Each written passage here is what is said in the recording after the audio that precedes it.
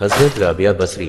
हजरत राबिया बसरी एक रात नमाज पढ़ते पढ़ते थक गई और सो गई। इत्तेफाकन इस रात आपके घर कोई चोर घुस आया और आपके सामान की गठड़ी बांध कर उठाई और चाहा कि चल दे, मगर जब इसने गठड़ी उठाई तो अंधा हो गया और रास्ता ना पाया।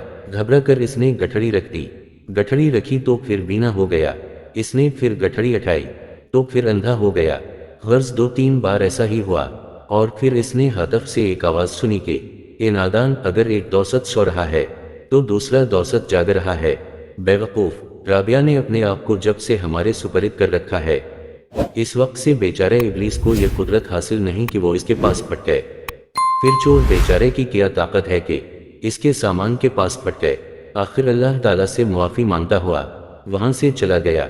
जब इंसान अल्लाह ताला से दोस्ती कर लेता है और तौबा इस्तगफार कर लेता है, जिक्र अलही में रहता है, तो इसका माल जान अल्लाह पाक की हफ़्ज़ व अमान में रहता है। बस बंदा पाक परवरिदगार से रुजू करके तो दिखे। किताब अल्लाह मेरी तौबा से एक वाक़या।